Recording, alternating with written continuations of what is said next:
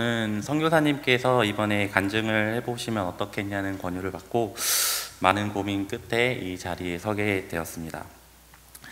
그 이유는 간증이라고 하면 기적을 체험하거나 사울이 바울이 되는 정도의 이제 삶의 변화가 있어야 나눌 이야기가 있지 않을까라는 생각이 있었고, 저에게는 이러한 일들이 없다고 생각했기 때문입니다. 저는 태필린에 참여하기는 했지만 참여만 했지 간증할 만큼의 큰 변화가 없습니다 라고 어려운 마음을 말씀드렸지만, 이 말에 선교사님께서는 간증이라고 해서 대단한 거 아니고 태필린 하면서 있었던 일들이나 느낀 것들을 편하게 나눠주시면 된다고 하셔서 태필린에 참여했던 저의 이야기를 짧게 나눠보려 합니다. 제가 태필린에 참여하게 된 것은 두 가지 이유가 있었던 것 같습니다.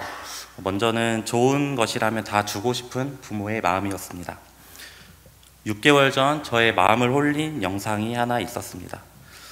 바로 태필린 광고 영상이었습니다. 어찌나 잘 만드셨든지 저게 그 말로만 듣던 유대인 자녀 교육법인가? 읽기만 하면 말씀 중심의 삶을 살게 된다고?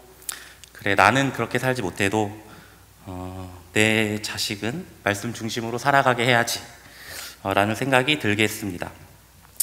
또 그러함과 동시에 나는 행동하지 않으면서 과연 아이들에게만 하라고 할 수 있을까?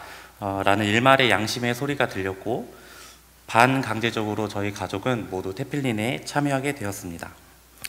처음에는 말씀 안에서 서로 하나가 되고 굳건해질 것만을 기대하며 시작했습니다. 그런데 이들과 함께하는 태필린은 행복하면서도 참 어려운 그리고 혼란스러운 일이었습니다. 아이들에게 말씀을 심어주고 싶은 욕심에 해야만 하는 이유를 하기 싫어하는 아이들에게 해야만 하는 이유를 설명하듯 잔소리를 하기도 하고 어르고 달래보기도 하고 심지어 화를 내기도 하면서 부족한 제 모습을 보게 되었고, 나 때문에 괜히 성경에 대한 반감만 생기는 건 아닌가 하는 생각에 실망하고 자괴감이 들기도 했습니다. 그래도 지금 생각해보니 부족한 부모의 인도에도 잘 따라와준 아이들에게 참 고마운 마음이 듭니다. 그리고 두 번째로는 2022년 1113 운동에 대한 면죄부 같은 마음 때문이었습니다. 저는 1113 운동에 대한 이야기를 듣고 기대함으로 가득 찼었습니다. 2022년 이것만 잘 해나가면, 이대로만 한다면 나도 하나님과 친밀해지고 영적으로 성숙한 사람이 될 수 있겠구나라는 마음에 2022년 변화될 제 모습이 기대됐었습니다.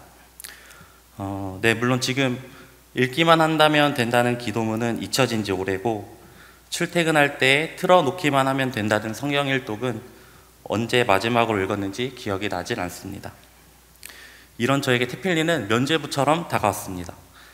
비록 하루 3번 기도는 실패했고 성경 일독은 100일 이상 밀려있지만 태필린, 그래, 이 태필린을 하면 돌같은 내 마음판에 말씀이 새겨지겠구나, 당연히 해야지 라는 마음이 들었고, 예수님을 믿는다고 하면서 예수님의 말씀 한 구절이 없는 저에게 또 기대감을 갖게 해주었습니다.